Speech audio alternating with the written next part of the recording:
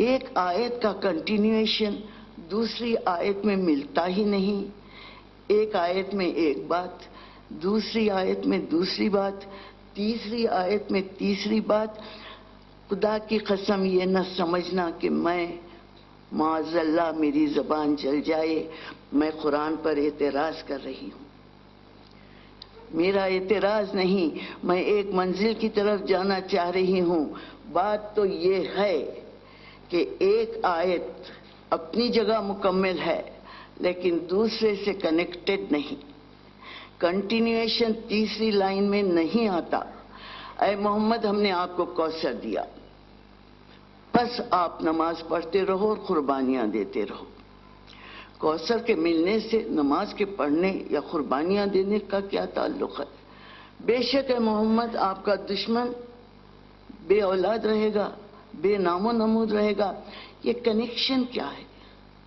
Connection کیا ہے اس میں؟ یہی وجہ ہے کہ ہم سے کہا گیا کہ اگر کوئی بات تم کو سمجھ میں نہ آئے تو اہل ذکر سے پوچھو، وارث قرآن سے پوچھو، عالم قرآن سے پوچھو. اور جب جا کر چھٹے امام سے سوال کیا گیا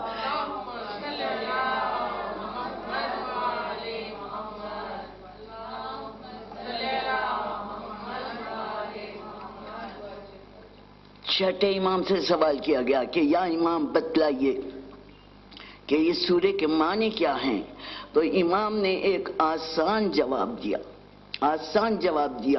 کہا کہ لفظ کوثر کو ہٹا کر میری دادی فاطمہ زہرا کا نام رکھ دو.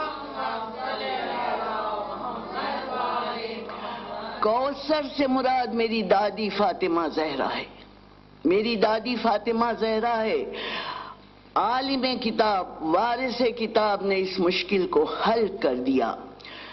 اس وقت جب لوگ تانا دے رہے تھے کہ اے محمد آپ کے تو کوئی اولاد ہی نہیں ہے، آپ کا تو نام لینے والا کوئی نہیں، قریش آپس میں یہ کہہ رہے تھے کہ خاموش رہو، چپ بیٹھو. تھوڑی دیر کے بعد جب محمد ابن عبداللہ کی آنکھ بند ہو جائے گی تو یہ دین خود بخود مٹ جائے گا، یہ پیغام خود بخود مٹ جائے گا.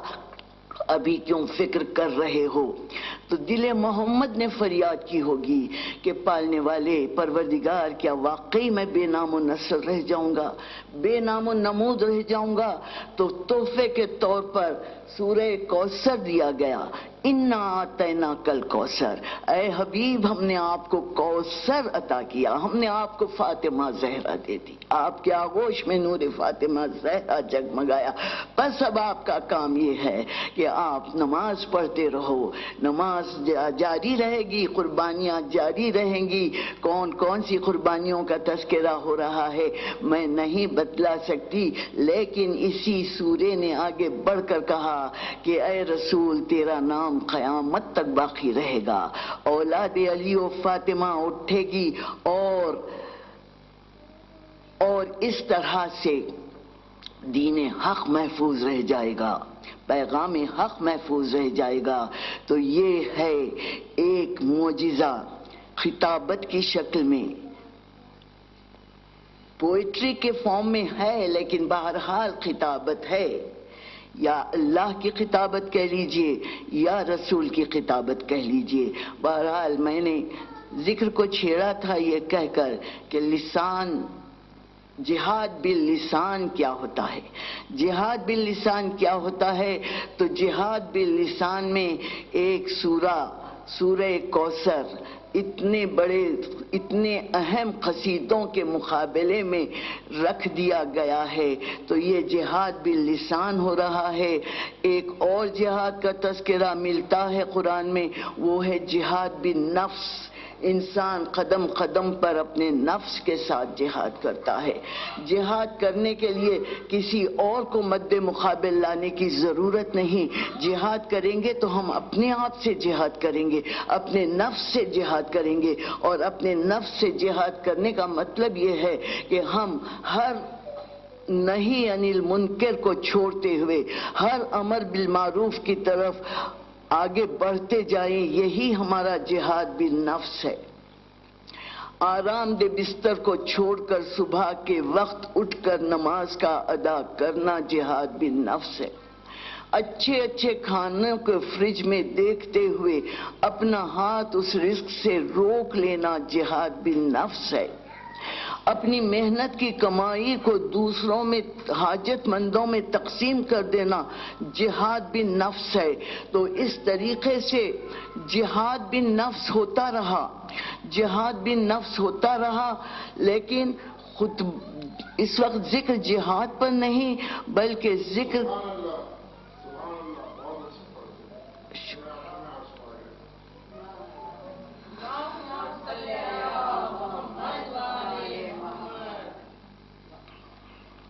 ایک صلوات پڑھو۔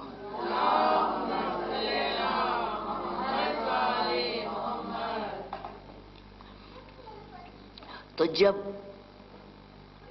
جہاد بالنفس، بس بات گفتگو ہو رہی تھی، جہاد بالقلم، جہاد باللسان، جہاد بالنفس، جہاد بالسیف، یہ سب جہاد ہیں۔ تو اسلام ٹیررزم کا نام نہیں ہے، لیکن تقریر کا عنوان میں نے اپنے طور پر سوچا تھا کہ میں خطبات پر ذکر کروں گی، لیکن وقت بتلا رہا ہے کہ مجھے جلد ختم کرنا ہے۔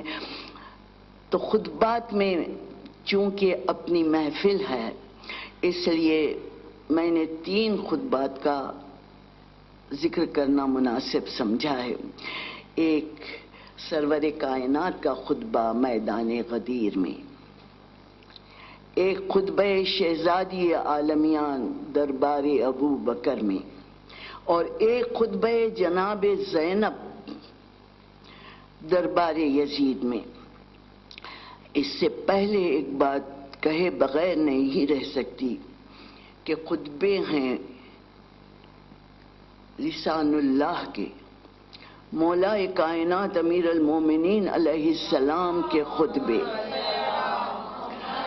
دور خلافت میں بھی اور دور خلافت کے پہلے بھی، دور خلافت کے بعد بھی، رسالت مآب کی زندگی میں بھی علی اس خطیب کا نام ہے کہ جس کو پروردگار عالم نے لسان اللہ کہا ہے۔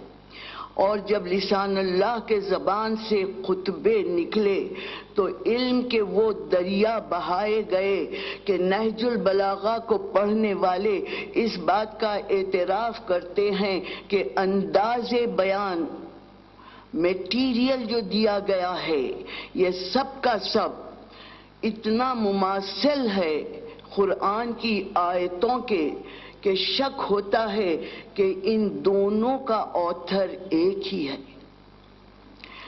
اس طرح ہمارے ہاتھ میں آج ایک عظیم دولت کی شکل میں نہج البلاغہ موجود ہے۔ یہ کہا جاتا ہے کہ مولا کائنات کے خطبوں کے 11 کتابیں مجلد ہوئی تھی، 11، اور دور بنی امیہ میں تمام جلا دیے گئے۔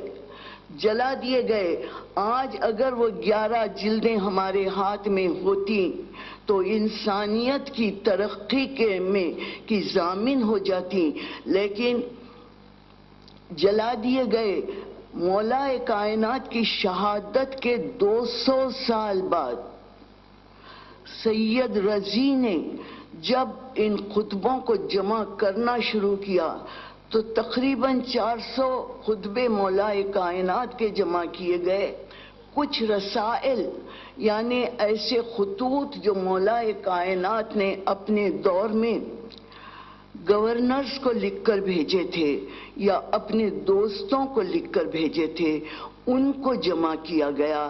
مولا کائنات کے سیئنگز جو ہمارے لیے مشعل راہ بنے ہوئے ہیں، ان کو جمع کیا گیا، اور آج ہمارے ہاتھ میں نہج البلاغہ وہ عظیم دولت ہے کہ کسی فرقہ اسلامیہ کے پاس ایسی کتاب سوائے قرآن کے، جو قرآن سب مسلمانوں کے ہاتھ میں ہے، کسی فرقے کے پاس لٹرری پیس اس قسم کا جس میں توحید کو نکھار کر بتلایا گیا، حکومت کرنے کے طریقے بتلائے گئے. مالک اشتر کو لکھے ہوئے خط سے آج بھی پولیٹیکل سرکلز میں ان سے استفادہ کیا جاتا ہے. تو ایک دولت عظیم ایسی ہے کہ مولائے کائنات کے جہاد بھی سیف کا تذکرہ کر کے خوش ہو جانے والوں، خیبر کا فتح کرنا کوئی مشکل کام نہیں تھی. خندق میں عمرو ابن عبدود کو زیر کر دینا علی کے لیے کوئی بڑی بات نہیں تھی، لیکن کمپائلیشن آف خطبات علی امیر المومنین اور اس کے بعد عظمت مولائے کائنات سمجھ میں آتی ہے کہ آج کے زمانے میں بھی 1500 سال کے گزرنے کے بعد بھی علی کے خطبات انسانیت کی رہنمائی کر رہے ہیں.